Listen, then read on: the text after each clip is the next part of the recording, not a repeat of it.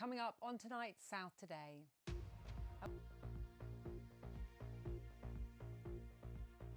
Good evening, I'm Anjana Gadgil.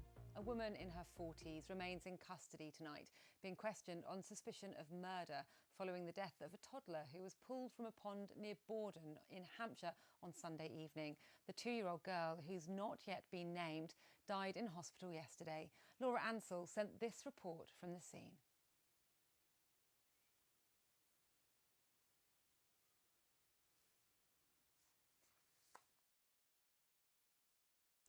A Sussex MP has called for changes in the aviation industry after 3 pilot training schools closed in the past year, leaving students tens of thousands of pounds out of pocket. Tim Lawton, the Conservative member for East Worthing and Shoreham, held a debate in Westminster today after the collapse of the firm FTA Global at Shoreham Airport. Our reporter Brennan Nichols watched that debate. So Brennan, what's the background to this? Well, FTA was a late... Residents of a Portsmouth tower block, which was evacuated due to a gas leak, have been told they're unlikely to be able to return until next week at the earliest. 120 In just over 2 years' time, the UK's copper wire phone system will be unplugged and fully replaced with a digital network.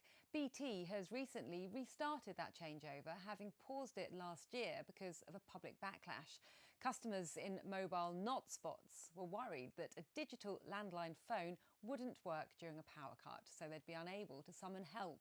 The company says it's listened and made changes to the rollout of its digital voice network. Ellie Cleverly reports.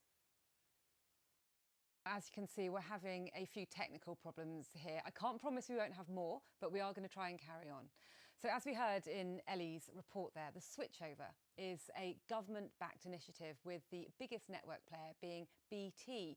Lucy Baker is in charge of the BT rollout for consumers, and she explained the changes they've made.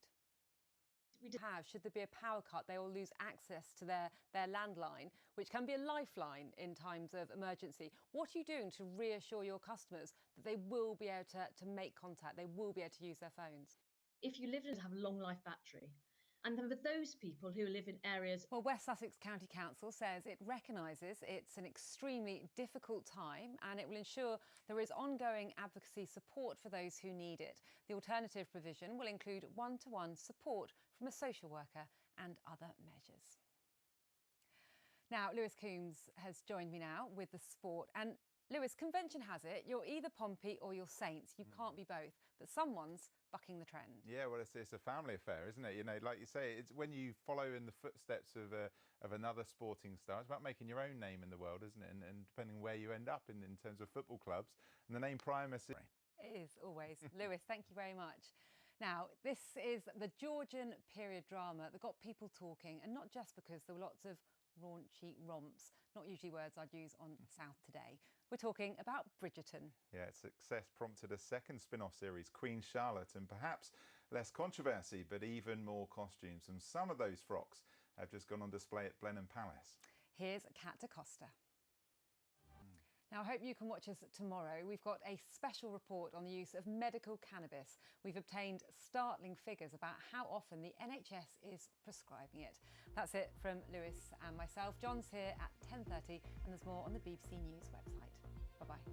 Good night.